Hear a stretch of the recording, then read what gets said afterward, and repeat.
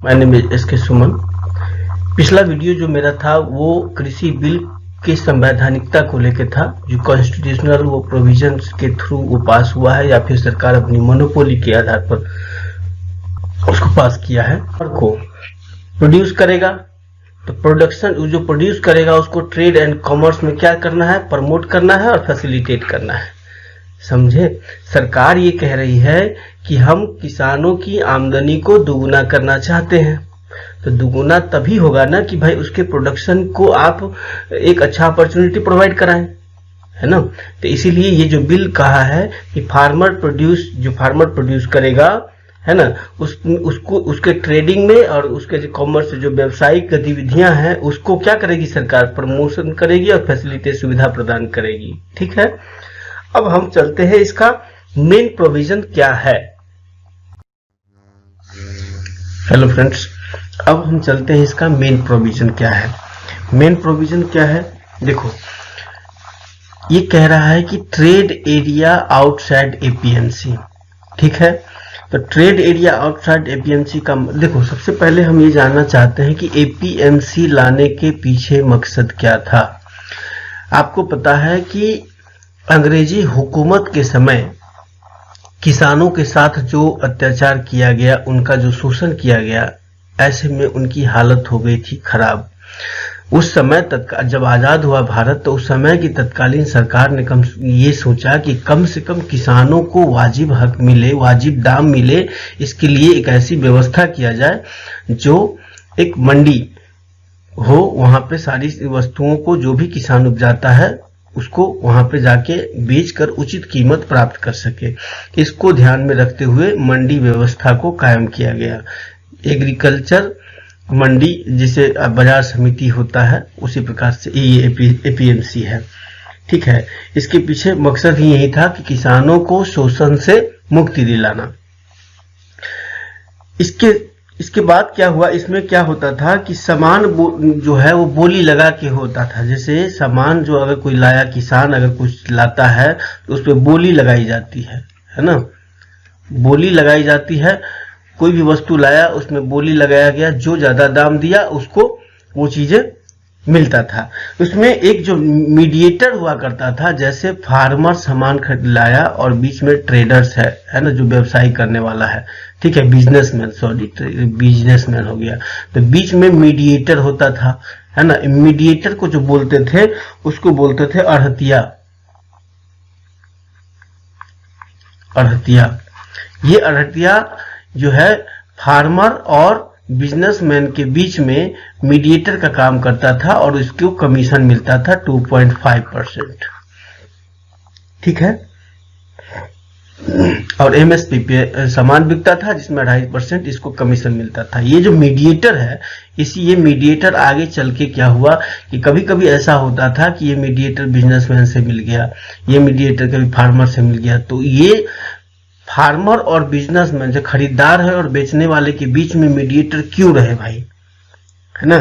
तो इसी को हटाने के लिए ये बिल लाया कि भाई मीडिएटर नहीं रहेगा। जरूरी नहीं है कि मंडी में ही बनेगा, मंडी में ही बिकेगा, मंडी के अलावे भी उसको सामान अगर सही दाम पे मिलता है तो बेच सकता है।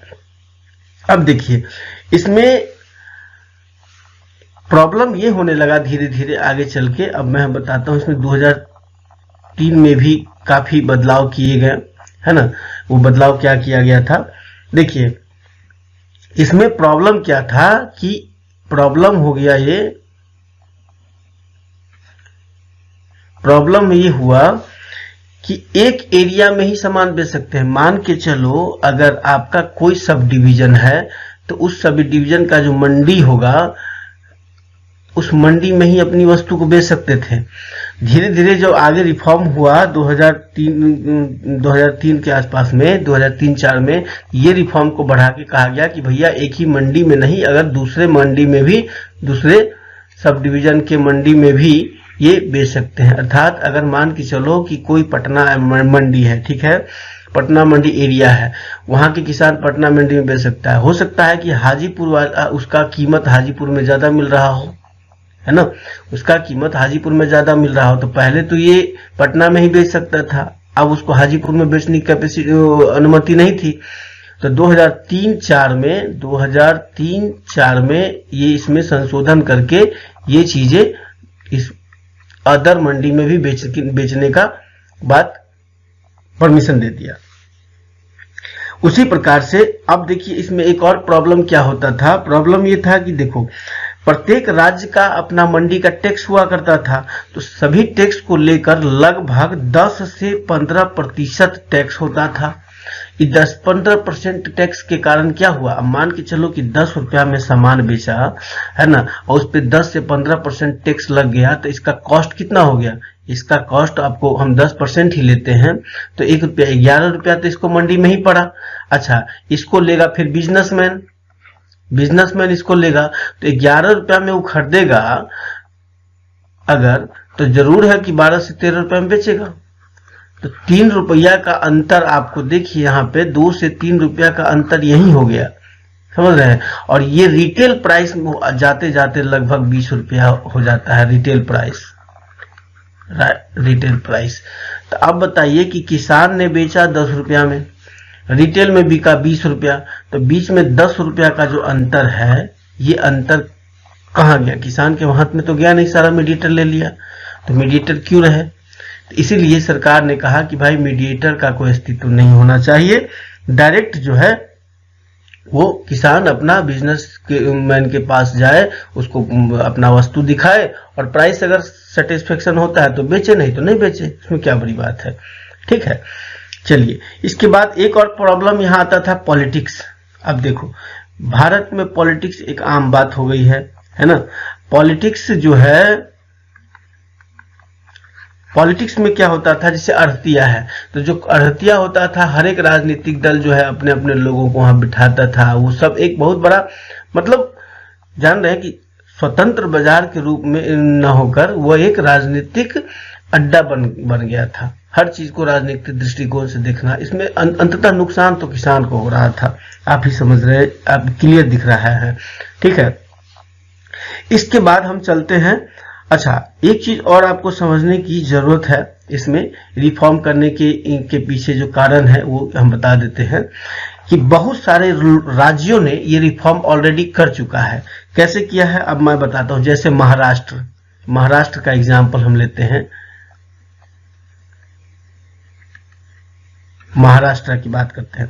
महाराष्ट्र में है ना प्राइवेट मार्केट और सरकारी मार्केट यानी कि एपीएमसी मंडी दो है। देखिए प्राइवेट मार्केट में क्या है, आपको देखिए प्राइवेट मार्केट में 18 है। इसी प्रकार का मार्केट है डीएमएल, ये 1100 है। 2019 का जो रिपोर्ट बताता है ना, रिपोर्ट बता रहा है 2019 का कि एपीएमसी में मतलब सरकारी मंडी में 48,000 करोड़ का टर्नओवर हुआ है। उसी प्रकार से प्राइवेट और डीएमएल जो मंडी है उसमें मात्र 11,000 करोड़ का टर्नओवर हुआ है। आप देख रहे हैं कि प्राइवेट सेक्टर महाराष्ट्र में लाया गया, उसके बावजूद भी एपीएमसी में खरीदारी तो कम नहीं हुई है।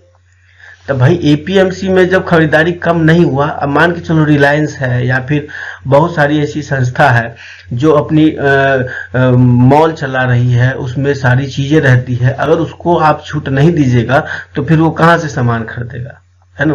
बाजार का मतलब ही है, बाजार व्यवस्था का मतलब है बाजार को स्वतंत्र रूप से छोड़ देना, लेकिन हद से ज्यादा छोड़ना भी ठीक नहीं है। अंततः जो है वो गरीब लोग हैं, उनको नुकसान होता है ना। लेकिन बाजार को तो छोड़ना पड़ेगा ना तत्काल। अगर आप लिबरलाइज कर रहे हैं व्यवस्था को, कहने को लिबरलाइज कर दिए 1991 में एलपीजी रिफॉर्म, लेकिन आज तक आप हर चीज को बांधे हुए हैं, तो फिर लिबरलाइज करना ही नहीं चाहिए उस समय में। अब फिर आपको ग्लोबल टक्कर भी देना है, चाइना हमको टक्कर दे रहा है, तो फूड प्रोसेसिंग के सेक्टर में आपकी कंपनियां तभी टिक पाएगी जब उसको लीव दीजिएगा, कुछ छूट दीजिएगा, है ना। तो वो चीजें है। दूसरा बात आप देखिए यहां पे बिहार में ऑलरेडी 2006 में ही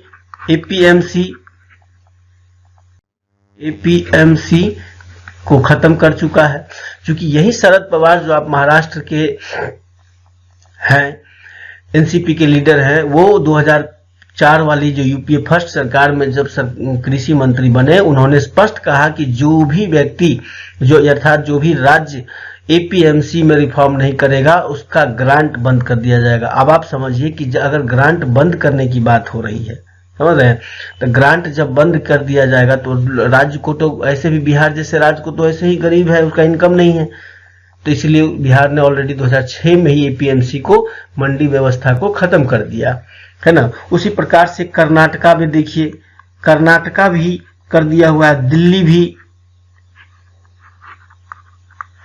जो आप अरविंद केजरीवाल को देखे होइएगा पेपर फाड़ते हुए, ये सब एक नाटक है, क्योंकि दिल्ली भी ऑलरेडी प्राइवेटाइज सेक्टर में जोड़ चुका है सब चीज को, है ना। तो ये सब बात है। अब हम चलते हैं इंट्रा स्टेट और इंटर स्टेट वाले कॉन्सेप्ट में, ठीक है। इंट्रा स्टेट और इंटर स्टेट, इंट्रा स्टेट और इंटर स्टेट मतलब देखिए, मैंने कहा कि पहले क्या था कि एक राज्य के अंदर भी आप एक क्षेत्र से दूसरे क्षेत्र में सामान नहीं बेच सकते हैं, लेकिन 2003 में उसमें रिफॉर्म किया गया। उसी प्रकार से इंटर स्टेट की बात अब कह रही है, अब कहा जा रहा है कि भैया अब देखो, मान के चलो कि एप्पल हो गया है ना, या फिर कोई भी फ्रूट हो गया, ठीक है।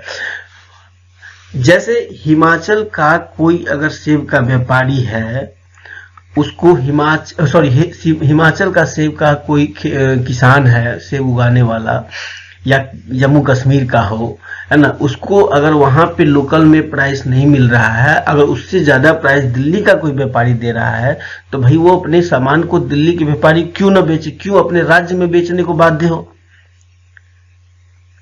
आप अक्सर सुने होइएगा कि नासिक के किसान जो ओनियन है, प्याज है, ओनियन है, वो 2 रुपए किलो भी बेचने के लिए बाध्य है, इधर सर रहे हैं।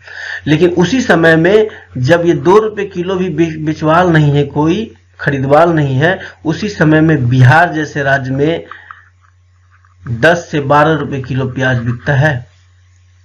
अब हमको बताइए कि ये अगर वो वहां का किसान कहे कि भैया बिहार के किसान से, बिहार के व्यापारी से, पटना के व्यापारी से कि हमारा आप ओनियन ले लो, तो अगर बिहार का, पटना का कोई फार्मर, कोई बिजनेसमैन कहे कि भैया हम आपका ओनियन मात्र 5 रुपए किलो हम लेंगे, तो मान के चलो जिसको 2 रुपए भी कोई लेने वाला नहीं है, उसको अगर 5 रुपया मिल रहा है, तो भाई 3 रुपया का बेनिफिट हुआ ना, 3 रुपया का तो बेनिफिट हुआ। तो ये आप स्टेट इंटर स्टेट की बात कीजिएगा तब ना, कि अदर स्टेट में भी जाके आप सामान को बेच सकते हैं उचित मूल्य, किसान को क्यों नहीं। अब मान के चलो कि जो वस्तु आप मान के चलो हिमाचल प्रदेश में 10 रुपए किलो प्याज सेब है, और अब वही सेब आपको आते आते दिल्ली में 25 से 30 रुपए किलो बिकता है, ठीक है। तो बीच में कितना बचा, 20 रुपया। अगर यहाँ हिमाचल के किसान डायरेक्ट दिल्ली के किसी भी बिजनेसमैन से संपर्क करता है और 10 के जगह पे उसको 15 रुपया में खरीद लेता है ना, तो 5 रुपया तो उसका बेनिफिट हुआ ना। ये किसको गया, किसान को गया। तो ये अच्छी बात है कि उसको स्वतंत्रता दी गई है, स्वतंत्रता देनी भी चाहिए, क्यों नहीं देनी चाहिए। यानी कि इससे क्या होगा कि बिजनेस टू बिजनेस प्रमोशन बढ़ेगा, बिजनेस टू कंज्यूमर बढ़ेगा। मान के चलो किसी भी अपार्टमेंट, कोई भी ऐसा सोसाइटी है, बड़े बड़े आप शहर में देखिएगा सोसाइटी है, तो सोसाइटी में हजारों आदमी रहता है। तो अगर कोई, जैसे फार्मर प्रोड्यूस ऑर्गेनाइजेशन की बात की गई है, मैं आगे बताऊंगा इसमें, तो अगर 4-5 किसान मिलके ये चाहे कि मुझे इस अपार्टमेंट के लोग जो 1000 लोग हैं, इस सोसाइटी के लोग जो 1000-1200 पॉपुलेशन है, उनको फल सब्जी वगैरह सारा प्रोवाइड हम कराएं, उस सोसाइटी से, सिविल सोसाइटी से बात कर ले वो, तो अच्छी बात है ना कि उसे जो सामान उसे मतलब किसान को, जिसे अगर किसी सोसाइटी में मान के चलो, हम बताते हैं एग्जाम्पल कि किसी सोसाइटी में मान के चलो ओनियन है ना, ओनियन वो सोसाइटी के लोग खरीदते हैं 20 रुपए किलो है ना, लेकिन ये 20 रुपया तो उसको मार्केट में मिल रहा है, किसान को कितना मिल रहा है 8 रुपया के आसपास में। तो ये जो 12 रुपया है वो तो मीडिएटर ले रहा है।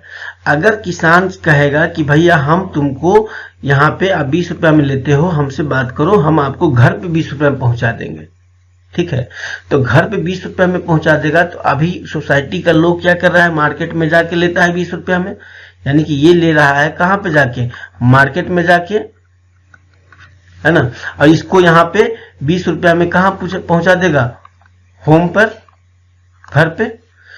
तो व्यक्ति को क्या फायदा हुआ कि उसको घर पे सामान डिलीवर हो गया 20 रुपए किलो, मार्केट नहीं जाना पड़ा। और किसान को क्या फायदा हुआ कि जो इसको यहाँ पे 8 रुपए आ रहा था, वही सामान बेचने पे अब इसको 20 रुपए आएगा, यानी 12 रुपया का बेनिफिट किसान को हो जाएगा, ठीक है। तो ये स्वतंत्रता किसान को क्यों नहीं, राइट। चलिए अब आगे चलते हैं नेक्स्ट टर्म। ऑनलाइन ट्रेडिंग की बात की गई।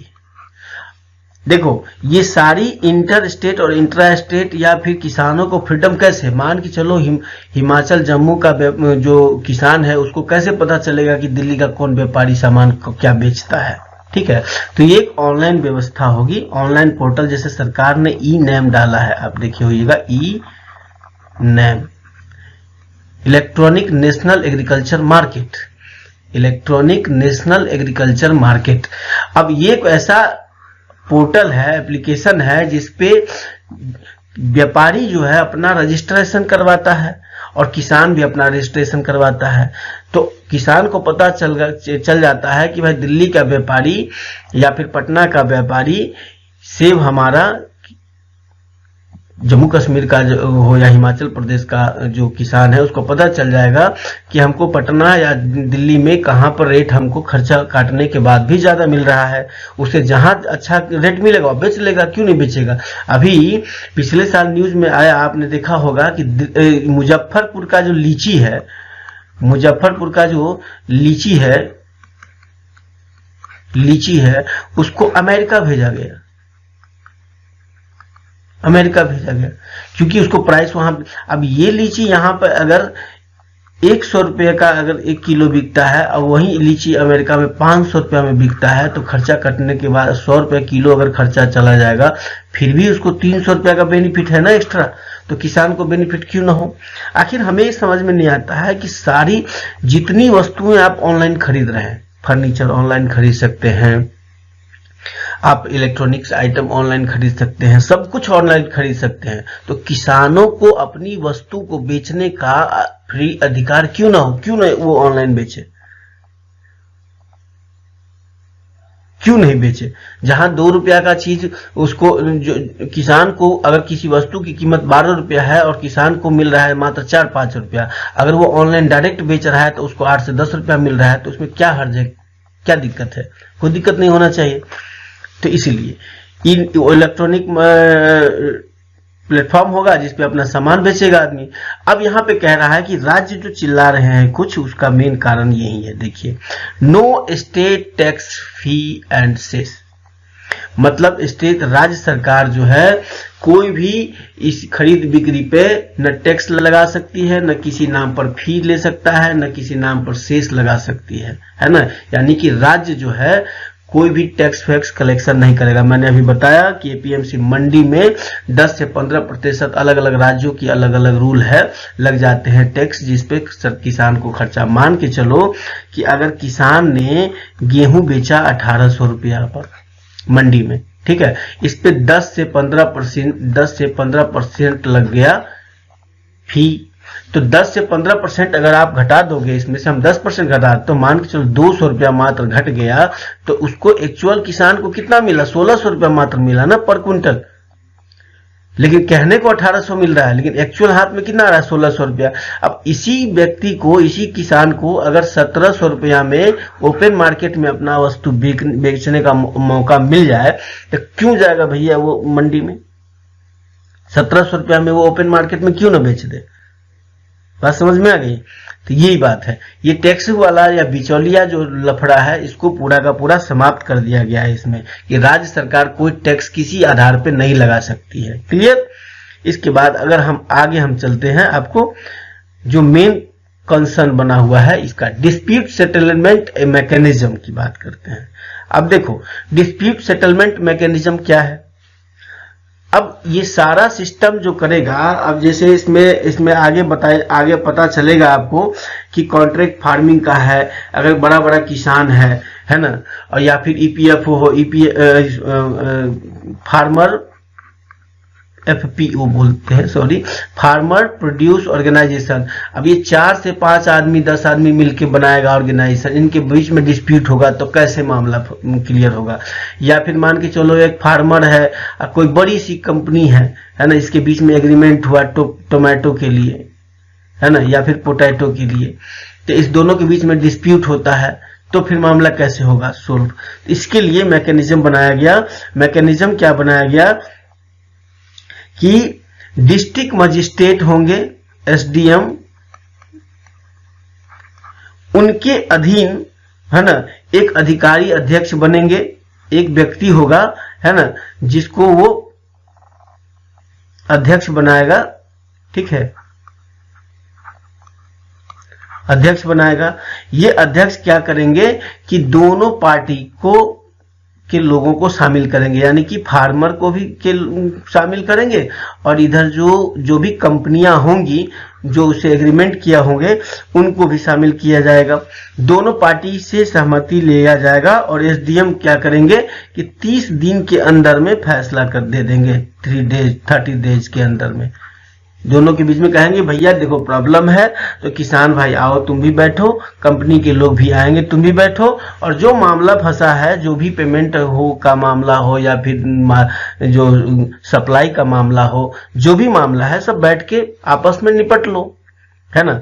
अच्छा, अगर किसी व्यक्ति को लगता है कि नहीं ये एसडीएम के लेवल पे जो कमेटी बैठाई गई है, ये सुलह बोर्ड जिसको बोलते हैं, ये सुलह बोर्ड से हम सेटिस्फाइड नहीं है, तो वो पक्ष जो है अचानक नहीं होगा, वो कलेक्टर के पास जाएगा और कलेक्टर के पास अपील करेगा। ये अंतिम अपील का साधन होगा उसको, यानी कि उसको किसी भी सिविल कोर्ट में जाने का राइट नहीं है ना। मतलब आपस में मिलके मामला को सोल्व करना है, किसी भी कोर्ट का चक्कर नहीं लगाना है, क्योंकि देखा ये गया कि कोर्ट के चक्कर लगाने से किसान को भी नुकसान है और कंपनी को भी नुकसान है। तो भैया हमारे तुम्हारे बीच का मामला है, किसी कारणवश अगर मनमुटाव हो गया है, कोई प्रॉब्लम है, तो आके मिल बैठो, समस्या का निदान करो। इसमें कोर्ट तुम क्यों दौड़ोगे, हम क्यों दौड़ेंगे? इसमें एक तरह से किसान को ही नुकसान था, क्योंकि कंपनी के पास तो बड़े बड़े वकील है, बड़े बड़े वकील को हायर कर लेगा, किसान आदमी कहां से वकील हायर करेगा, है ना। तो इसके लिए सरकार का कुल मिला के ये अप्रोच था कि भाई कोर्ट का जो चक्कर है वो तारीख पे तारीख न हो और आपस का मामला है, दोनों मिल बैठ के एसडीएम के सानिध्य में प्रॉब्लम को सॉल्व कर दिया जाए। ठीक है, ये इसका मेन थीम था। ठीक है, और एक चीज और ध्यान रखने वाली बात है कि एमएसपी जो है, मिनिमम सपोर्ट प्राइस, पूरे देश के मात्र 6% फार्मर ही सामान बेचते हैं इस कीमत पर, आपको याद होगा।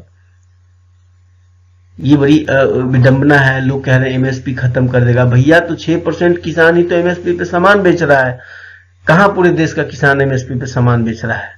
तो खत्म होना नहीं होने का तो कोई मतलब, सरकार बार बार कह रही कि हम एमएसपी खत्म नहीं करेंगे, तो किस बेस पे आप कह सकते हैं कि एमएसपी खत्म हो जाएगा? ये तो भ्रम फैलाने वाली बात हो गई ना। तो यही चीज है।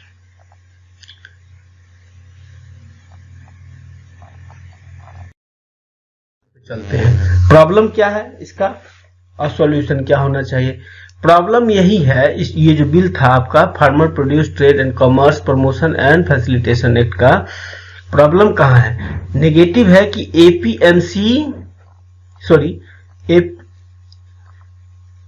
एपीएमसी मंडी सिस्टम खत्म हो जाएगा तो सरकार जो है एमएसपी नहीं मिल पाएगी। ये किसानों का डर है कि एमएसपी नहीं मिलेगा। दूसरी बात है कि जुडिशियल सपोर्ट,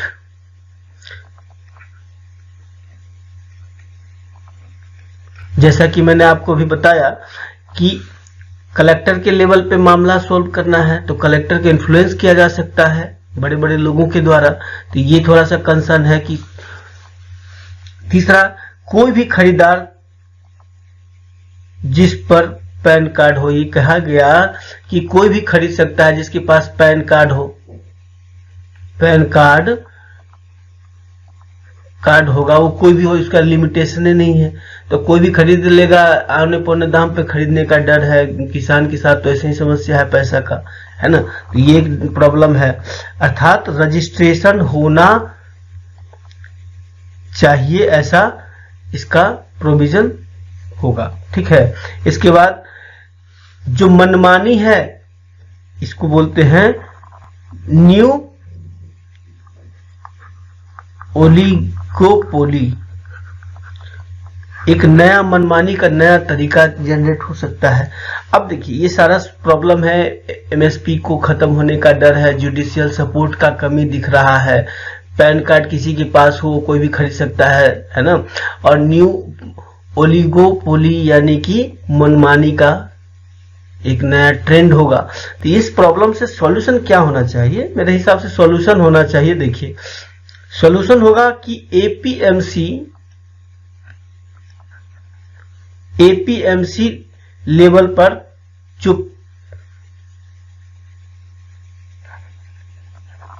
लेवल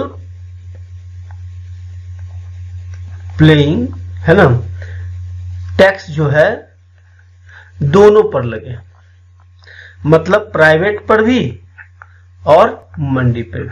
जब मंडी पे टैक्स लग रही है, राज्य में तो लगाई जा रही है, तो मंडी पर जो टैक्स लग रहा है तो प्राइवेट पे भी टैक्स लगना चाहिए, तो फिर मामला संतुलन में बनेगा।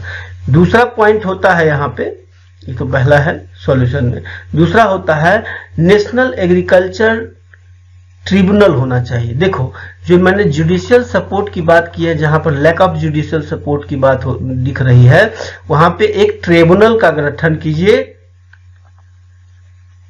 ट्रिब्यूनल का गठन कीजिए, और ये ट्रिब्यूनल जो है वो दोनों मामले को सुलझा दे। कलेक्टर लेवल पे लास्ट जो है उसको बढ़ा के ट्रिब्यूनल पे जाने दीजिए, ट्रिब्यूनल तो जुडिशरी कस्टडी में आता है ना, तो ये मामला ज्यादा बढ़ेगा भी नहीं और प्रॉब्लम भी सॉल्व हो जाएगा।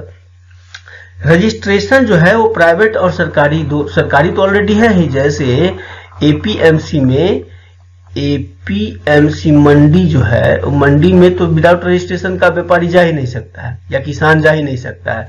जो आउट ऑफ एपीएमसी की बात हो रही है, तो आउट ऑफ एपीएमसी में भी अर्थात प्राइवेट सेक्टर को भी रजिस्ट्रेशन होना चाहिए, ये एक सॉल्यूशन है। अब चलते हैं हम अगला जो बिल है उस पर। The farmers empowerment and protection agreement on price assurance and farm service bill 2020। देखिए इसका मेन है क्या, ये चीज है ना, ऑब्जेक्टिव क्या है या मीनिंग क्या हुआ इस बिल का। फार्मर को एम्पावर करना है और प्रोटेक्शन देना है, ये कह रहा है, ठीक है। फार्मर को एम्पावर करना है और प्रोटेक्शन देना है, किस पर? एग्रीमेंट ऑन प्राइस इंश्योरेंस और फार्मर सर्विस। सामान जो किसान उपजाएगा उस पे जो एग्रीमेंट दो जैसे एक बायर और सेलर के बीच में, खरीदार और बेचने वाले के बीच में जो एग्रीमेंट होता है, उस एग्रीमेंट में प्राइस का सिक्योरिटी फार्मर को मिलना चाहिए, और फार्मर जो सर्विस प्रोवाइड करा रहा है, सेवा ही तो कर रहा है ना, आपको अनाज खिला रहा है तो सेवा ही कर रहा है, तो उस सेवा का भी उसको प्रोटेक्शन मिलना चाहिए। उसको ऐसा सेवा फ्री वाला तो होना नहीं चाहिए, ऐसा ना हो कि हाँ जीवन भर कमाए आपको खिलाते रहे, आप उसको इज्जत भी न दे, वाजिब दाम भी न दे, तो ये भी तो नहीं होना चाहिए ना। तो इसके लिए ये है आपका इसमें। अब देखो इसका मेन प्रोविजंस क्या है हम इस पे बात करते हैं, ठीक है। अब देखिए ये जो the farmer empowerment and protection agreement on price assurance and farm service act 2020 यानी कृषक सशक्तिकरण एवं संरक्षण कीमत आश्वासन और कृषि सेवा पर करार अधिनियम 2020 जो है उसमें मेन प्रोविजन क्या है। देखिए इसको अगर हम शॉर्ट फॉर्म में कहें तो ये जो कानून है कॉन्ट्रैक्ट फार्मिंग यानी अनुबंध कृषि के संबंध में है। तो भाई अनुबंध यानी कॉन्ट्रैक्ट किसके किसके बीच में हुआ, यानी एग्रीमेंट जो होगा वो फार्मर के बीच में होगा, स्पॉन्सर के बीच में होगा। स्पॉन्सर कोई कंपनी भी हो सकती है, कोई बड़ा व्यवसाय करने वाला भी हो सकता है ना, या फिर आपको एफपीओ भी हो सकता है। एफपीओ यानी फार्मर प्रोड्यूस ऑर्गेनाइजेशन। चूंकि इस एक्ट में ये कहा गया है कि फार्मर प्रोड्यूस ऑर्गेनाइजेशन को बढ़ावा दिया जाएगा, यानी कि किसान उत्पादक संगठन जो है वो अगर 4-5 किसान 10 किसान मिलके एक किसान उत्पादक संगठन यानी एफपीओ का निर्माण कर सकते हैं और अपने प्रोडक्शन को मार्केट में अपने हिसाब से वो बेचेंगे, है ना। इससे क्या होगा कि किसानों में जो पैसे की कमी होती है उसका समस्या का निदान होगा और किसान अपने उचित मूल्य को मार्केट से ले सकते हैं।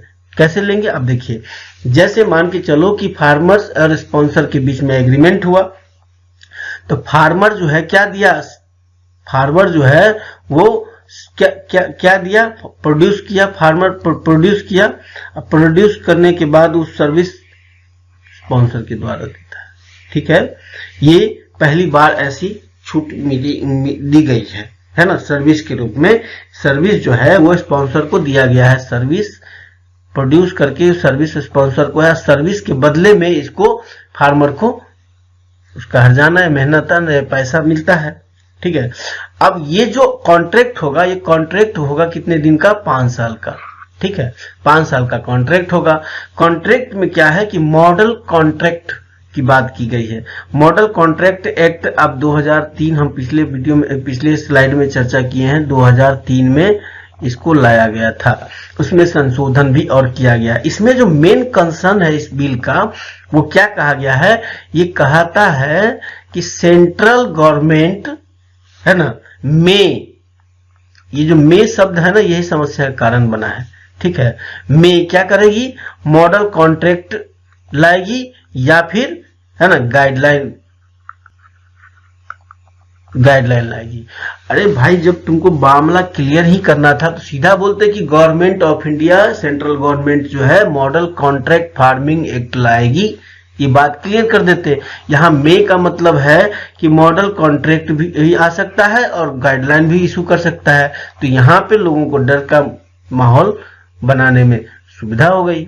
और ये सस्पिशन भी है भाई, क्यों है भाई, ये जो बात क्लियर है उसको क्लियर कीजिए, ठीक है।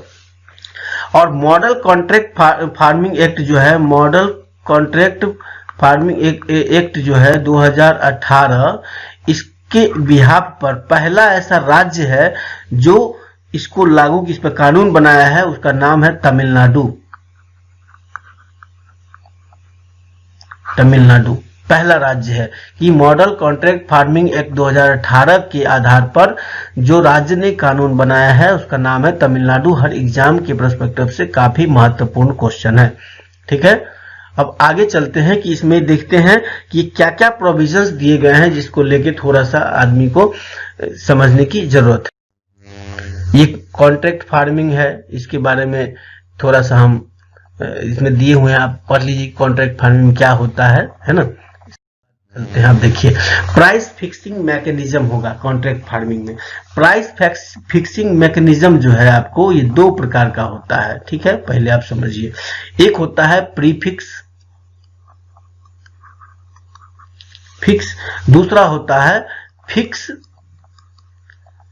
प्लस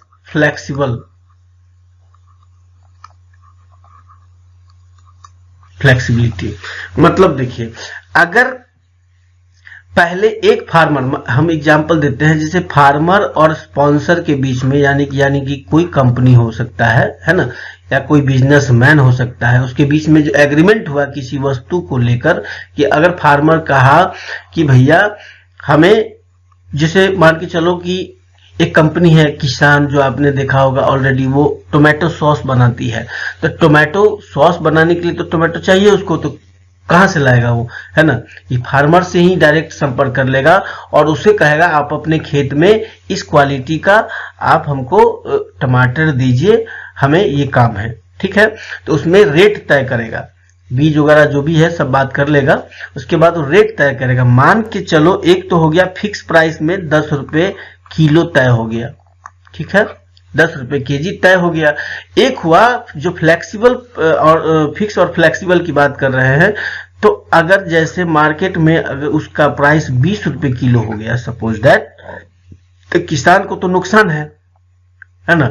तो उस कंडीशन में ये टर्म यूज होता है। अगर आप एग्रीमेंट किए हैं, उसके फार्मर को एग्रीमेंट करना पड़ेगा कि फिक्स प्राइस पर या फिर फिक्स प्लस फ्लेक्सिबिलिटी के आधार पर तय करेंगे। तो इसमें दोनों ऑप्शन ऑलरेडी दिया गया है। कॉन्ट्रैक्ट करते समय दोनों पक्ष को इन दोनों पॉइंट को ध्यान में रखना पड़ेगा, ठीक है। तो फिक्स प्लस फ्लेक्सिबिलिटी का मतलब ये हुआ कि 10 रुपए तो फिक्स है ही, लेकिन अगर दाम 20 रुपया हो गया तो कंपनी क्या कहेगी कि भैया चलो तुम दाम बढ़ गया है ज्यादा, तो 20 नहीं लेके हम तुमको, कंपनी 13 से 15 रुपया तक फिक्स कर सकता है। तो इससे क्या हुआ कि कंपनी अगर उस समय में मार्केट में खरीदने जाती, अगर कॉन्ट्रैक्ट नहीं हुआ रहता तो उसको 20 रुपए किलो खरीदना रहता, लेकिन यहाँ पे चूंकि कॉन्ट्रैक्ट हुआ है तो किसान को से खरीद रहा है तो उसको 5 से 7 रुपया बच रहा है। अच्छा, फार्मर को क्या फायदा है इससे, कि फार्मर को यह है कि भैया हम सामान उपजाए हैं तो क्या गारंटी है कि 20 रुपए बिकेगा ही, एक मिनिमम रेट तो हमें मिल रहा है ना, एक मिनिमम रेट मिल रहा है, तो दाम अगर ज्यादा बढ़ रहा है उसमें हमको कंप्रोमाइज करके दे ही रहा है, तो हमें सिक्योरिटी है कि हमारा इतना सामान हम अगर हम 50 क्विंटल टोमेटो उपजाते हैं तो 50 क्विंटल हमारा लेने वाला ऑलरेडी कस्टमर है, हमको ढूंढने की और इधर उधर घूमने की जरूरत है नहीं, है ना। और एक वाजिब रेट भी उसको मिल रहा है, ठीक है। तो उसके आधार पे उसको भी बेनिफिट हो रहा है। तो इसको बोलते हैं प्राइस फिक्सिंग और मैकेनिज्म। मतलब स्पष्ट है कि मूल्य बढ़ने पर जो प्राइस बढ़ेगा, तो प्राइस बढ़ने से, है ना, फायदा ही फायदा है, किसान को भी फायदा है और व्यापारी को भी फायदा है। लेकिन जो फिक्स प्राइस है उससे कम होने का मतलब ही नहीं है। ये फिक्स जो प्राइस है इतना तो आपको देना ही पड़ेगा किसान को, इसमें कोई कंप्रोमाइज नहीं, ऑलरेडी मेंशन है इस बिल में। तो इसको लेके भ्रम फैलाना थोड़ा सा ये मुश्किल है। हाँ, ये ध्यान है कि जब किसान किसी से बात करेंगे, एग्रीमेंट करेंगे, उस समय में इन सभी चीजों का ध्यान रखना बहुत जरूरी है, ठीक है। अच्छा, अब चलते हैं नेक्स्ट पॉइंट पे। नेक्स्ट पॉइंट पे क्या है, पेमेंट मैकेनिज्म की बात करते हैं। देखिए, पेमेंट मैकेनिज्म में स्पष्ट किया गया है कि माल का डिलीवर होगा, डिलीवर होने के बाद पेमेंट कर दिया जाएगा, ठीक है। यानी कि किसान जो है अपने वस्तु, यानी टोमेटो हो, पोटैटो हो, जो भी एग्रीमेंट जिससे किया है, वो वस्तु को डिलीवर करेगा और वहीं पर उसको पेमेंट मिलेगा। इन केस किसी टेक्निकल कारण से या किसी भी कारण से ज्यादा 3 डेज के अंदर उसको पेमेंट करना पड़ेगा। यानी कि जो स्पॉन्सर है, यानी कि जो कंपनी है या व्यापारी है जो उससे एग्रीमेंट कर रखा है सामान खरीदने का, उसको 3 दिन के अंदर में पेमेंट करना है। ऐसे तो ऑन डिलीवरी पेमेंट करना है, बट किसी कारणवश टेक्निकली हो या संडे का दिन हो या सैटरडे हाफ के बाद किसान पहुंचता है, तो ऐसे कंडीशन में हार्डली 3 डेज के अंदर पेमेंट करना जरूरी है। अब देखिए, अब जो सबसे बड़ा मुद्दा है यहाँ पे, ये है फार्मर लैंड को लेके, जमीन को लेके।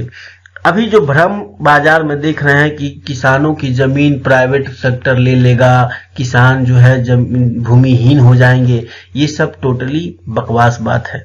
आप स्पष्ट कर देता हूं, इस लैंड एग्रीमेंट में ये जो कॉन्ट्रैक्ट फार्मिंग का एग्रीमेंट है उसमें स्पष्ट लिखा हुआ है कि जो लैंड है एग्रीमेंट में, यानी कि एग्रीमेंट में है ना, लैंड का कोई चर्चा नहीं है, दूर दूर तक कोई चर्चा नहीं है। इवन यहां तक कहा गया है कि किसान के जमीन में, जो फार्मर का जो लैंड है, जो जमीन है, उसमें अगर कोई परमानेंट स्ट्रक्चर नहीं बना सकता है, यानी कि परमानेंट स्ट्रक्चर नहीं बना सकता है। अच्छा, इसके बाद ये भी कहा गया है कि चूंकि कॉन्ट्रैक्ट जो है 5 साल के लिए होगा, तो 5 साल में अगर कोई टेम्पररी स्ट्रक्चर बनता भी है तो ये इसको क्या करेगा, जो स्पॉन्सर है, स्पॉन्सर क्या करेगा, इस स्ट्रक्चर को क्या करेगा, 5 साल के बाद तुड़वा देगा, और तुड़वाने का जो लेबर कॉस्ट है वो स्पॉन्सर देगा, न कि फार्मर देगा। बात समझ में आई? अब एक तो पहली बात है कि कोई परमानेंट स्ट्रक्चर नहीं बनाना है, टेम्पररी स्ट्रक्चर बनाया जा सकता है, लेकिन वो स्ट्रक्चर बनाने का और उसको हटाने का जो कॉस्ट है वो फार्मर को नहीं देना पड़ेगा, वो कॉस्ट स्पॉन्सर को देना पड़ेगा। वो कॉस्ट किसी व्यापारी या कोई कंपनी जो फार्मर से एग्रीमेंट किया है उसको देना पड़ेगा। तो इस बात में तो बिल्कुल दम नहीं है कि फार्मर का जमीन कोई भी आदमी ले लेगा। ये तो टोटली वाहियात किस्म की बातें हैं, इसमें दिमाग लगाने की जरूरत नहीं है। चलिए अब हम बात करते हैं, आपको अगला रजिस्ट्रेशन की बात है। ठीक है, अब रजिस्ट्रेशन में क्या कह रहा है कि इसके लिए राज्य को अधिकार दिया गया है, स्टेट को। ये जो राइट है ये स्टेट के पास है। मान के चलिए कोई राज्य कह रहा है कि हम नहीं लगाएंगे, हम ये बिल नहीं लागू करेंगे या ये नहीं, भैया राज्य सरकार जो है रजिस्ट्रेशन करेगी, है ना, रजिस्टर्ड करेगी, तभी किसी भी कंपनी और कोई फार्मर के बीच में या कोई स्पॉन्सर या कोई फार्मर के बीच में एग्रीमेंट होगा। उसके लिए जो रजिस्ट्रेशन का अधिकार है वो स्टेट गवर्नमेंट का है। तो जिस स्टेट गवर्नमेंट को ये लगता है कि हमारे यहाँ के फार्मर इतना एक्टिव नहीं है, चाहे जो भी है, तो वो अपना रजिस्ट्रेशन ना करे, ऑटोमेटिक नहीं होगा, उसमें क्या दिक्कत है। ठीक है, इसके बाद हम देखते हैं फोर्स मेजर्स क्या है। देखो जो फोर्स मेजर्स है इसमें ये इसको ध्यान रखना है। फोर्स मेजर्स का मतलब क्या हुआ? फोर्स मेजर क्या है कि अगर कोई ऐसी घटना है ना, प्राकृतिक या अनियंत्रित, जैसे बाढ़ हुआ, सुखाड़ हुआ, लैंडस्लाइड पहाड़ी एरिया में होता है, आप देखे होइएगा, घट जाए, जिसके कारण कोई एक पक्ष है ना एग्रीमेंट को लागू नहीं कर पाता है, अनुबंध को लागू नहीं कर पा सकता है, जैसे बाढ़ हो, युद्ध हो इत्यादि समय में, तो फिर दंडित नहीं किया जा सकता। मतलब स्पष्ट है कि अगर फार्मर है ना बाढ़ के कारण, फ्लड के कारण, है ना, वार के कारण, फेमाइन के कारण या सूखा के कारण या किसी भी प्राकृतिक आपदा में, है ना, अगर उनका फसल बर्बाद हो जाता है, ओला के कारण, टिड्डे परेशान किए हैं इस बार, उसके कारण, तो किसान को कोई भी स्पॉन्सर दंड नहीं दिया कर सकता है कि भाई तुम हमसे एग्रीमेंट किए हो तो सामान नहीं दिए हो। ठीक है, उसी प्रकार से आपको कोई कंपनी पर भी ये लागू होता है कि प्राकृतिक और अप्राकृतिक आपदा के कारण, याद रखिएगा, आर्टिफिशियल आपदा उनको क्रिएट करने से नहीं होगा। ये कोई कंपनी ये नहीं कह सकता है कि हमारा मार्केट में डिमांड नहीं है तो डिमांड नहीं है इसलिए हम आपका सामान नहीं लेंगे, ऐसा कंडीशन नहीं है। ये जो टर्म दिया गया है सिर्फ व सिर्फ प्राकृतिक आपदा के समय में, बाढ़, सुखाड़, युद्ध के समय में ऐसी परिस्थिति उत्पन्न हो सकती है, तो उस कंडीशन में दोनों पक्ष जो है इससे फ्री रहेंगे। ठीक है, अब चलते हैं आगे। डिस्प्यूट सेटलमेंट मैकेनिज्म, मैंने अभी भी बताया डिस्प्यूट सेटलमेंट मैकेनिज्म का, जिसको काउंसिलेशन बोर्ड बनाएगा एक, है ना,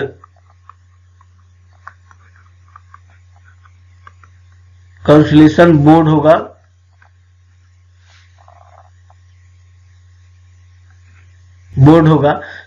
काउंसिलेशन बोर्ड जो है, इसके द्वारा जो सेटलमेंट होगा उसको बोलते हैं memorandum of settlement, MOS, memorandum of settlement हो जाएगा। ठीक है, और ये जो काउंसिलेशन बोर्ड होगा वो एसडीएम के अधीन होगा, एसडीएम के अधीन होगा, और ये एसडीएम जो है 30 दिन के अंदर में ये रिपोर्ट देगा, 30 दिन के अंदर फैसला सुनाएगा। काउंसिलेशन बोर्ड में फार्मर होंगे और स्पॉन्सर के लोग होंगे, दोनों को मिला के बोर्ड बनाया जाएगा, जिसको एसडीएम हेड करेगा। एसडीएम के द्वारा डिप्यूट किया गया व्यक्ति उसके अध्यक्ष होंगे। और अच्छा, ये जो है क्या करेंगे, फिर कलेक्टर को, अगर एसडीएम के सुझाव से अगर दोनों पक्ष नहीं मानता है तो किसी पक्ष को लगता है कि नहीं ये ठीक नहीं है, तो इसमें वो क्या कर सकता है, वो कलेक्टर के पास जा सकता है ना, कलेक्टर के पास जाने का अधिकार है ना, और कोर्ट में नहीं जाएगा ये, है ना, कोर्ट में जाने का राइट नहीं है, यानी सिविल कोर्ट में जा नहीं सकता है। यही थोड़ा सा मामला लोगों को डर लग रहा है, लेकिन सरकार का ये कहना है कि कोर्ट में जाने के बाद दोनों पक्ष को नुकसान है ना, इसलिए आपस का मामला यहीं पर सुलझा दिया जाए। ठीक है, इसमें कंसर्न क्या है वो आगे आपको पता चल जाएगा। इसके बाद है आपको पेनल्टी। पेनल्टी में क्या है कि स्पॉन्सर को 1.5 गुना, अगर कोई स्पॉन्सर किसी कारणवश बिना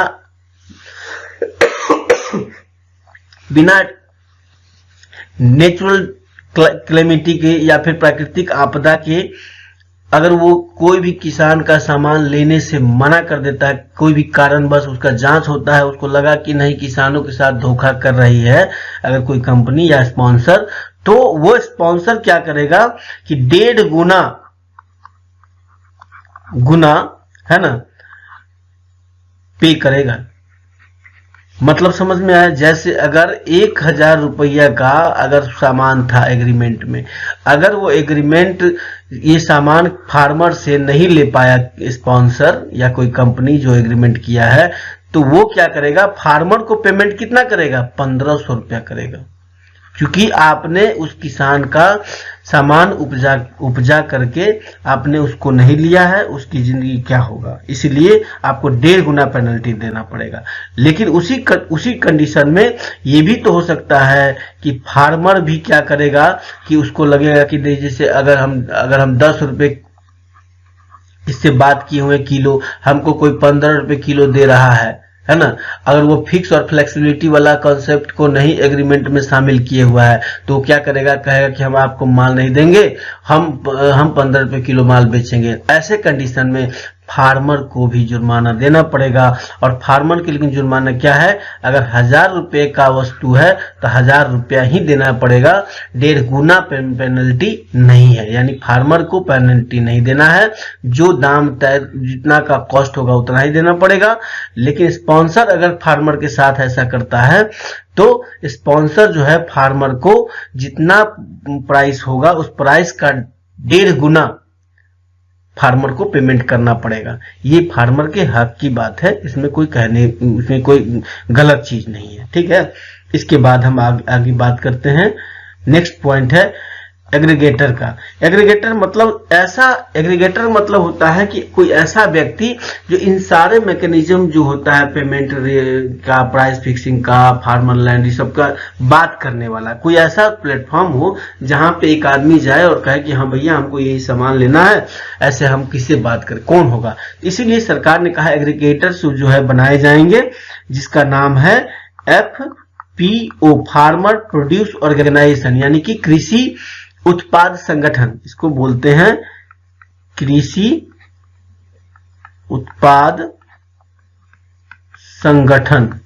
ठीक है, कृषि उत्पाद संगठन। अब किसी भी स्पॉन्सर को अगर लेना होगा, कोई एग्रीमेंट करना होगा, क्योंकि इसमें 5-10 किसान मिल के संगठन बनाएंगे और मिल की खेती करेंगे, तो इससे क्या होगा कि जब मिल की खेती करेंगे तो प्रोडक्शन, कॉस्ट ऑफ प्रोडक्शन जो है, किसान खेती पे जो खर्च है वो खर्च कम होगा, है ना। किसान अगर मान के चलो कोई किसान कमजोर है, कोई मजबूत है, तो पैसे के अभाव में किसानों के साथ क्योंकि पैसा कम रहता है किसानों का, तो औने पौने दाम पे सामान बेचना मजबूरी हो जाती है उनके पास।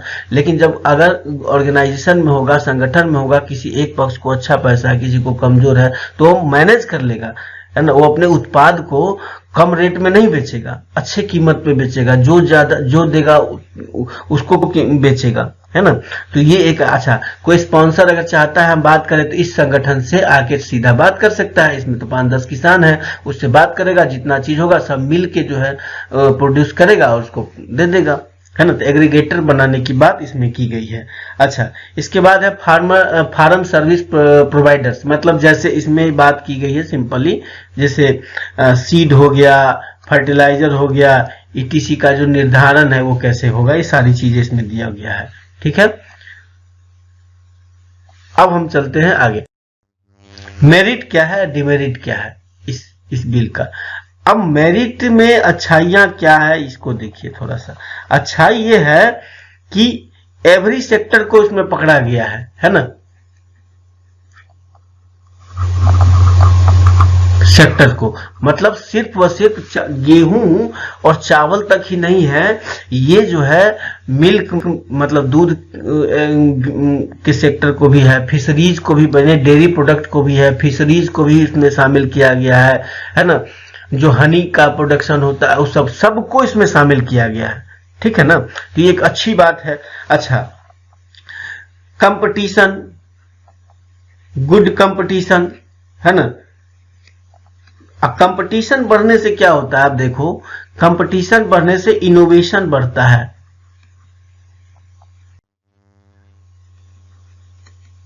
इनोवेशन बढ़ता है। देखो क्या है कि अगर इनोवेशन नहीं बढ़ेगा तो कॉस्ट ऑफ प्रोडक्शन तो कम नहीं होगा ना। बाजार का डिमांड अगर आपको पूरा करना है तो इनोवेशन लाना पड़ेगा। एग्रीकल्चर में किसानों की स्थिति अगर मजबूत करनी है तो इनोवेशन लाना पड़ेगा। इनोवेशन नहीं होगा तो कॉस्ट ऑफ प्रोडक्शन नहीं घटेगा।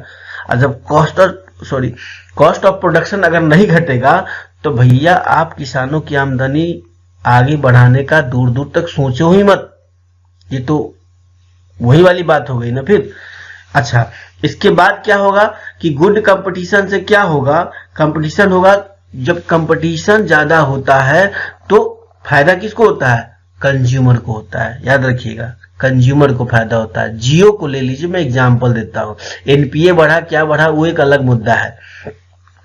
कंज्यूमर को फायदा कैसे हुआ कि जियो ने अपने प्लान को मार्केट में उतारा सस्ता में। जहां पहले 1 रुपए मिनट बात होती थी, अब इसने क्या किया कि 200 रुपया 150 रुपया में, शुरू में तो कम ही था, अब अभी जो प्रेजेंट में है वो 200 रुपया में प्रत्येक महीना में 2 GB पर डे डेटा दे रहा है। फ्री SMS है, फ्री बात करने का, पूरा अदर नेटवर्क पे भी। तो ये कंपटीशन, इसके कारण क्या हुआ कि वोडाफोन आइडिया को भी लाना पड़ा। अब तो VI हो गया है, वोडाफोन आइडिया एक हो गया है।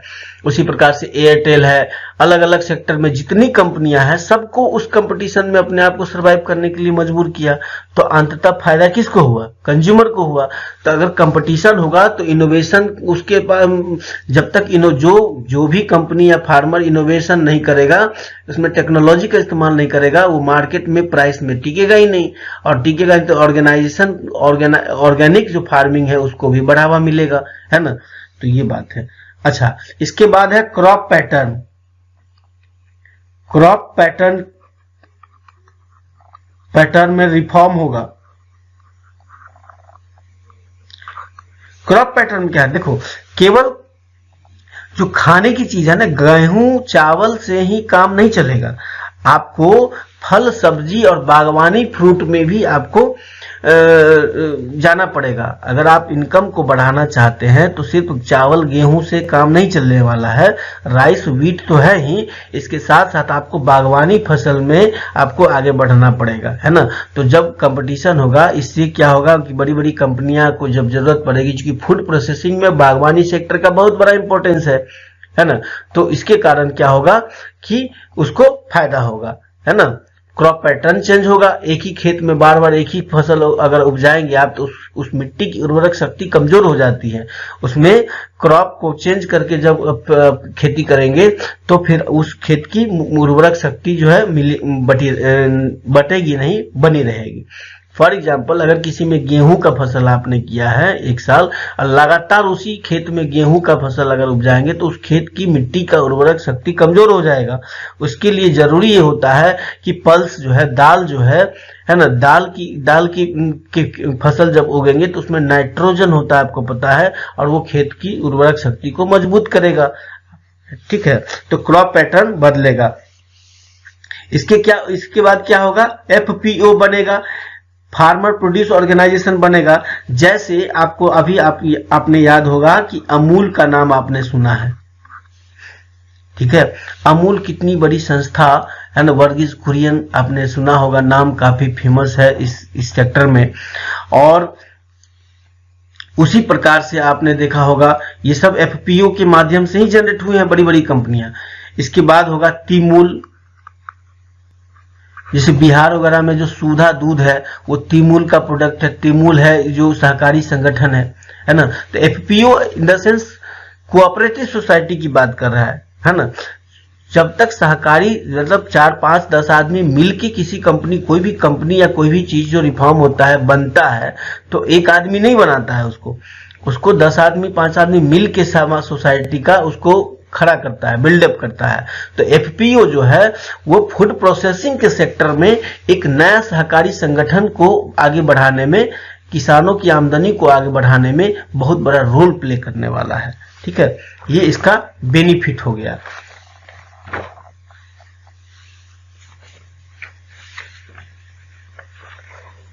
क्लियर। अब देखते हैं इसमें थोड़ी सी डिमेरिट भी है।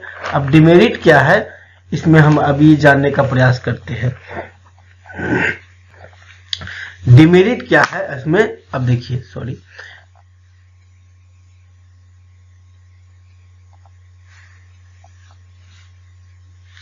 जो डिमेरिट है मेनली, वो डिमेरिट क्या है, देखो, जब ऑर्गेनाइजेशन यानी फार्मर और स्पॉन्सर के बीच में जब एग्रीमेंट होगा तो उसके बीच में ये कहा गया है कि एक काउंसिलेशन बोर्ड बनेगा। काउंसिलेशन बोर्ड में है एसडीएम के थ्रू होगा, और एसडीएम के बाद आप हार्डली कलेक्टर के पास जा सकते हैं। काउंसिलेशन बोर्ड होगा, उस काउंसिलेशन बोर्ड में फार्मर होंगे और जो स्पॉन्सर के लोग होंगे, दोनों होंगे। इनके डिसीजन जो है ये एसडीएम 30 दिन के अंदर करेंगे, जो अभी बताया। तो अब ये कलेक्टर के पास जाएगा। अब डिपेंड ये कर रहा है कि भैया ये बड़े लोग हैं, इन बड़े लोगों को बड़ी बड़ी कंपनियां, बड़े बड़े व्यवसायी जो है प्रलोभन देके अपने फेवर में कर सकते हैं, और फार्मर के साथ प्रॉब्लम होगा, फार्मर के पैसा नहीं, उतना एक्सेस नहीं है, पहुंच नहीं है, तो उसको नुकसान होगा। इसलिए ये सब माना जाता है, ये कोर्ट का मामला थोड़ा सा यहाँ पे कंसर्न बनता है ना, कोर्ट तक एक्सेस उसको मिलना चाहिए। ठीक है, इसके बाद मार्केट रेट बेनिफिट किसानों को मिलेगा कि नहीं मिलेगा। मार्केट रेट का जो बेनिफिट है ना, वो किसान को मिलेगा कि नहीं मिलेगा, इस बात की कैसे गारंटी होगी कि 20 रुपए किलो, अगर मतलब 10 रुपया एग्रीमेंट है और 20 रुपये दाम बढ़ गया है, तो किसान को वो स्पॉन्सर या वो व्यापारी कहेगा, कैसे कहेगा कि हाँ 10-15 रुपए हम तुमको बढ़ा के देते हैं, 15 रुपए किलो ले लेंगे। ऐसा तो नहीं हो सकता है, क्योंकि व्यापारी तो कमाने के लिए बैठा है, समझ रहे हैं। तो ये थोड़ा सा कंसर्न है। दूसरा है लीगल टर्म, जैसा कि अभी बोला कि कोर्ट वाले मामले में लीगल जो अगर मामला आएगा तो लीगल टर्म तो बड़े पैसे वाले का है, उसके पास चला जाएगा। रेगुलेशन की बात है, यहाँ पे वीक है, थोड़ा सा रेगुलेशन स्ट्रॉन्ग करना चाहिए, है ना। इसके बाद हो जाएगा रेगुलेशन की बात है, रेगुलेशन पर थोड़ा सा ध्यान रखना पड़ेगा सरकार को। और इसके बाद एमएसपी का कंफ्यूजन है ना, कह रहे हैं कि इसको लाने के बाद एमएसपी खत्म हो जाएगा। देखो, मैंने अभी भी कहा कि बाजार मार्केट पॉलिसी में बाजार स्वतंत्र होना जरूरी है, लेकिन बाजार को पूर्णतः छोड़ देना भी सही नहीं है। आप देखे होइएगा मॉनेटरिंग पॉलिसी में आरबीआई क्या करती है, अपने रुपए का वैल्यू जब गिरती है तो बाजार इंटरफेयर स्कीम, आपने सुना होगा आरबीआई का मार्केट इंटरवेंशन स्कीम, उसके मतलब यही होता है कि जब रुपए का वैल्यू ज्यादा गिरने लगता है तो आरबीआई क्या करती है, मार्केट में हस्तक्षेप करके उस रुपए के वैल्यू को थोड़ा सा मैनेज करती है। इसी प्रकार से इसमें भी होना चाहिए, एमएसपी को भी लगातार कंटिन्यूटी रखनी चाहिए।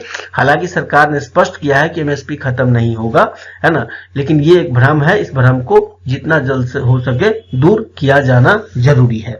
ठीक है, चलिए, थैंक यू। अब आगे चलते हैं आपके साथ।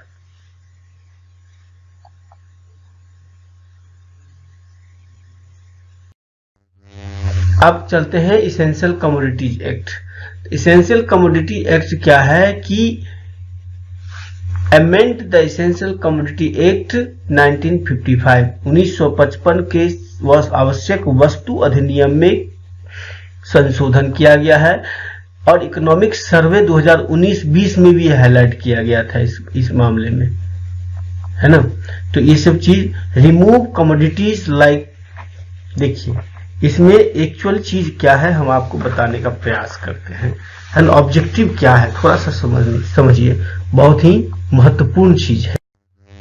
ये हम दिए हुए उसका बैकग्राउंड क्या है, आप लोग इसको वीडियो को पॉज करके और इसके बारे में डिटेल से देख सकते हैं कि बैकग्राउंड क्या है, क्यों लाया गया था इसको। क्योंकि आप जानते हैं हमारा देश जब आज़ाद हुआ था उस समय में काफ़ी गरीबी थी, भुखमरी थी।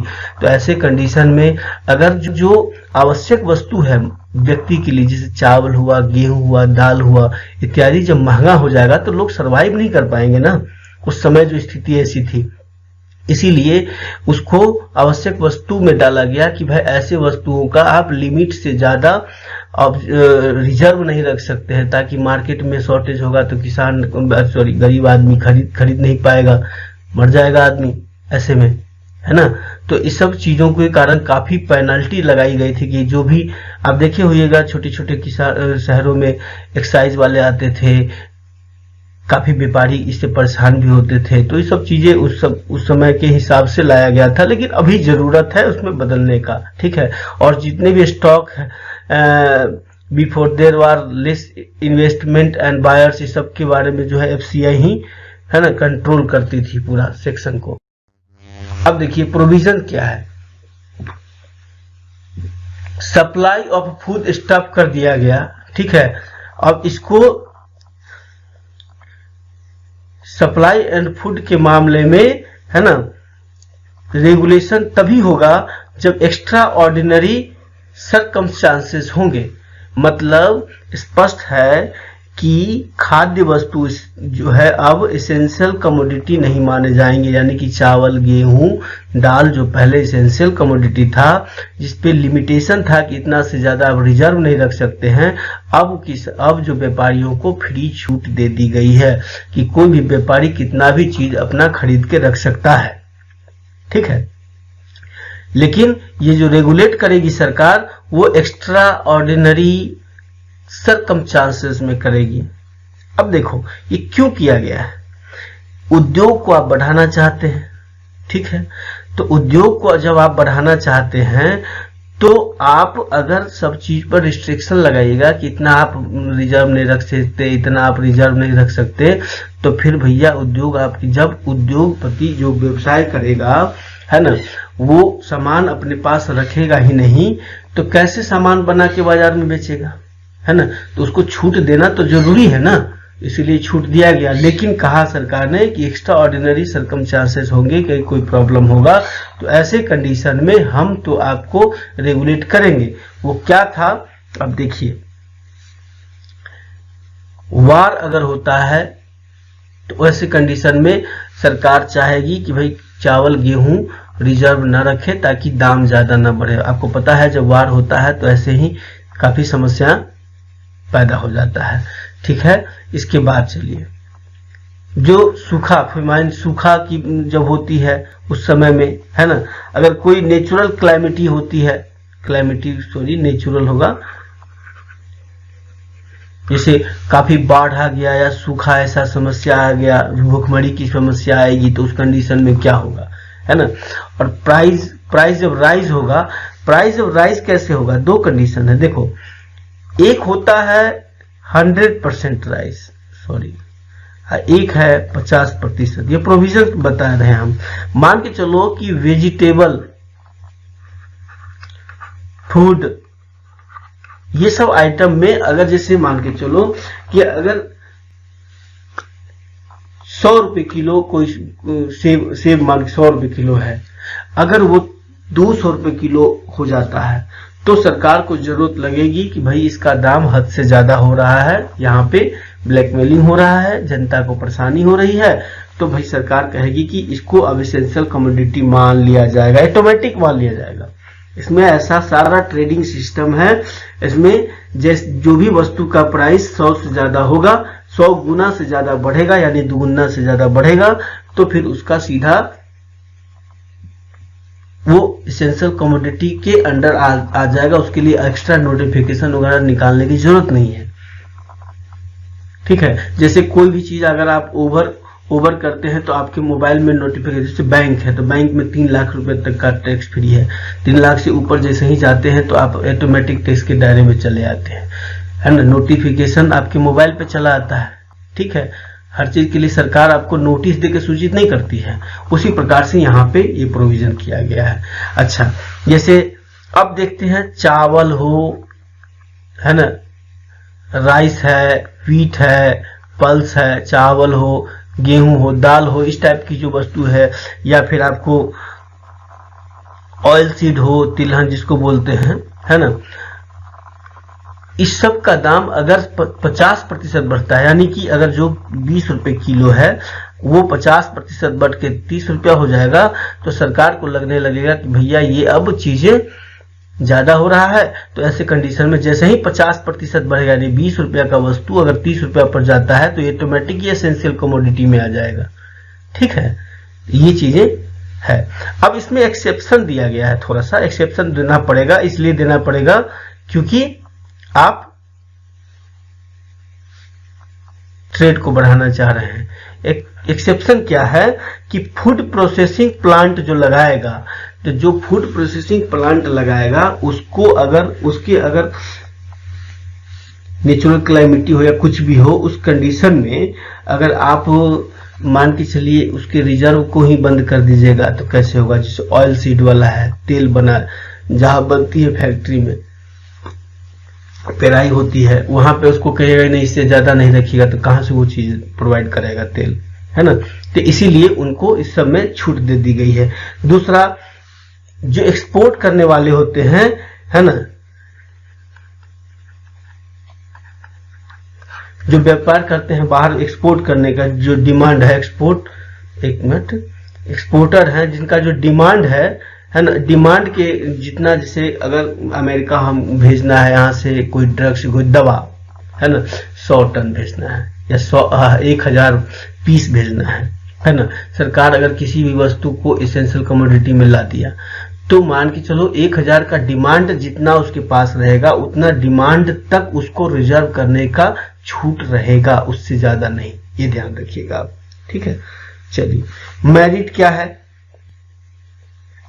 मेरिट है कि अब देखिए एक चीज और है, इसका मेरिट क्या है। देखिए, कंपटीशन आपको करना है चाइना से भी, ठीक है। कंपटीशन जो आपको कर रहे हैं वो सिर्फ इंडिया में नहीं कर रहे हैं, ये चाइना से भी करना है, जैसे अदर कंट्री से भी करना है ना। जैसे साउथ कोरिया में, है ना, 40 में से साउथ कोरिया में 40 में से 32 रुपया किसान को मिलता है, यानी कि किसी वस्तु का कीमत अगर रिटेल प्राइस में 40 रुपया है तो 32 रुपया किसान के पास जा रहा है, यानी कि 8 रुपया में वो सारा काम बिचौलिया ले रहा है ना। ये एक प्लस पॉइंट है वहां पे, ठीक।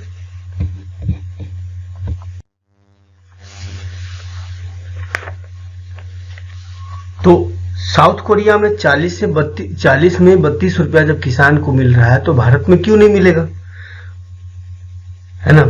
मतलब भारत में हमारे यहाँ 40 रुपया के सामान में हमारे यहाँ मात्र 10 रुपया के आसपास में किसान को मिलता है। अब सोचिए कि वो 22 रुपया का अंतर जो है ये डायरेक्ट किसान को जाना चाहिए, बिचौलिया क्यों रहेगा। तो सरकार ने जो कदम उठाई है वो इसी को ध्यान में रखते हुए उठाई है। दूसरी बात एक चीज और है, आप चाहते हैं चाइना को डिफीट करें अर्थात चाइना को हम पीछे करें। हम हर चीज को लेकर कहते हैं कि चाइना में इतना ये है, चाइना में ये है। जब तक कंपटीशन नहीं होगा तब तक इनोवेशन नहीं होगा, जब तक इनोवेशन नहीं होगा तब तक आप बाजार में सरवाइव नहीं कर पाएंगे। ये आप लिख लीजिए, क्योंकि मार्केट का जो नेचर होता है, कस्टमर क्या करता है, सस्ती चीजों को खरीदता है। सस्ती चीजें भी मिलनी चाहिए, अच्छी चीजें भी मिलनी चाहिए, और सस्ती और अच्छी का एकमात्र रास्ता है भैया इनोवेशन होना चाहिए। जब इनोवेशन होगा तो चीजें कॉस्ट ऑफ प्रोडक्शन कम होगा, जब कॉस्ट ऑफ प्रोडक्शन कम होगा तो स्वाभाविक बात है कि आप अच्छी चीज कम कीमत पर बाजार में उपलब्ध कराइएगा, कंज्यूमर आपके प्रोडक्ट का फैन हो जाएगा, राइट। अब देखिए ग्लोबल बाजार में भी आपको पहुंचना है, तो जब तक कंपटीशन में अर्थात इनोवेशन नहीं लाइएगा तब तक आप कैसे ग्लोबल मार्केट में अपना पैर जमाइएगा, जैसा कि अभी हम आपको बताएं। ठीक है, अब तो कंसर्न क्या है? कंसर्न है आर्टिफिशियल डिमांड क्रिएट हो सकता है। देखिए आर्टिफिशियल डिमांड जो है, जैसे कि आप शेयर मार्केट में देखते हैं, है ना, कि जो वहां का ब्रोकर होता है, वो ब्रोकर एक आर्टिफिशियल डिमांड क्रिएट करके शेयर बाजार को सीधा बढ़ा जाता है और अचानक शेयर बाजार धड़ाम से नीचे गिर जाता है ना। तो ये कभी कभी आर्टिफिशियल डिमांड को क्रिएट करके मार्केट में प्राइस बढ़ा दिया जाता है और उसके कारण वो आम जो उसमें इन्वेस्टर होता है उसका नुकसान हो जाता है। तो यहाँ पे भी वही किया जा सकता है कि आर्टिफिशियल डिमांड को क्रिएट करके, है ना, प्रॉब्लम भी क्रिएट किया जा सकता है। ठीक है, इसके बाद जो मैनिपुलेशन जो है, मैनिपुलेशन में थोड़ा सा दिक्कत होगा। किसान और ट्रेडर्स जो है, बड़े बड़े फार्म है, उस सब के बीच में मैनिपुलेशन जो है वो थोड़ा सा यहाँ पे दिक्कत हो सकता है। दूसरी बात है कि मोनोपोली बढ़ जाएगी। जितना ज्यादा आप प्रोडक्ट को रखना चाहते हैं रिजर्व, तो ऐसे कंडीशन में तो मोनोपोली बढ़ेगा, मार्केट में दिक्कत हो सकता है। इस पे भी सरकार को ध्यान देना चाहिए, है ना।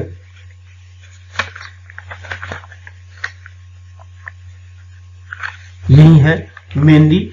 और देखिए दो चीजें और है जो हमें समझना चाहिए, जो पूरी डिबेट का क्रक्स क्या है। पूरी डिबेट का क्रक्स डिस्कशन जो हम लोग किया है, तो क्रक्स क्या है इसका, है ना, निचोड़ क्या है। तो देखो गवर्नमेंट को क्या करना चाहिए, गवर्नमेंट शुड क्या करना चाहिए। सरकार सबसे पहले कि कोई भी चीज जब लाती है तो डिस्कस करना जरूरी है ना, आपसी सहमति होनी चाहिए, है ना, सहमति। इसके बाद एमएसपी को लेके सरकार कुछ काम कर सकती है मेरे हिसाब से। एमएसपी पे क्या कर सकती है, एमएसपी को एक्ट के तौर पे तो नहीं लाया जा सकता, है ना, एक्ट के तौर पे तो नहीं लाया जा सकता है, बट लिखित रूप से जरूर दी जा सकती है। देखो एक्ट पास करवाना तो अभी तक नहीं हुआ है, तो सरकार नहीं लाएगी, जरूरत भी नहीं है। सरकार अगर आश्वासन देती है, लिखित रूप में देती है, तो मुझे लगता है कि सही है ना। और सरकार अब तो मान भी गई है इस मामले में लिखित रूप से देने के लिए। तो अब मुझे लगता है कि इस मुद्दे को लेकर ज्यादा हो हंगामा मचाना विशुद्ध राजनीतिक है, और कुछ नहीं नजर आता है। दूसरा, एपीएमसी जो है, उस एपीएमसी नई मंडी को भी उसमें ऑर्गेनाइज किया जाए। जो प्राइवेट सेक्टर, जो मंडी, नया मंडी क्रिएट होगा, है ना, उसको भी रजिस्टर्ड किया जाए। ठीक है, जो रजिस्ट्रेशन वाला प्रोसेस है। अच्छा, रेगुलेशन की बात है, तो रेगुलेशन जो है वो न्यू एंड ओल्ड सभी एपीएमसी का समान होना चाहिए। इक्वलिटी होनी चाहिए ना, तो होगा, है ना। कोर्ट वाला मामला जो है मैंने अभी बताया है ना, जो डिस्ट्रिक्ट लेवल पे डिस्ट्रिक्ट मजिस्ट्रेट यानी कलेक्टर के पास ही सारी पावर है, तो कोर्ट में भी एक्सेस मिलना चाहिए ऐसी परिस्थिति में। तो ये थोड़ा सा सरकार को करनी चाहिए। सरकार क्या नहीं करे, गवर्नमेंट शुड नॉट, क्या नहीं करना चाहिए सरकार को, स्टेप बैक तो बिल्कुल नहीं होना है। स्टेप बैक तो नहीं होना चाहिए। इसलिए नहीं होना चाहिए कि पार्लियामेंट की भी एक गरिमा है, सरकार सीधा कानूनों को निरस्त कर दे। ये भी कोई ऐसी भी कोई वो नहीं है, आफत नहीं है इसमें कि हाँ इस कानून निरस्त करना जरूरी है। रिफॉर्म सब चाहते हैं, रिफॉर्म होना भी जरूरी है। कुछ कंसर्न है तो सरकार को उस पर मिल बैठ के बात करना चाहिए। मुझे लगता है सरकार इस पर सहमत भी दिख रही है ना। बट संशोधन किया जा सकता है, अमेंड किया जा सकता है, और अमेंड की जा सकती है ना, और कुछ सुधार के साथ जो है उसमें आया जा सकता है। जैसे 1991 में जब इकोनॉमिक रिफॉर्म हुआ था, उस समय में भी कम हो हंगामा नहीं हुआ था, बहुत हो हंगामा हुआ था उस समय में भी। तो इस सब चीजों को ध्यान में रखना है, क्योंकि कृषि सुधार बहुत जरूरी है। जब तक कृषि सुधार नहीं होगा तब तक किसानों की स्थिति नहीं बदलने वाली है ना। बागवानी है, फिशरीज है ना, फ्रूट है, इस सब चीजों का वहां पे फोकस करना पड़ेगा।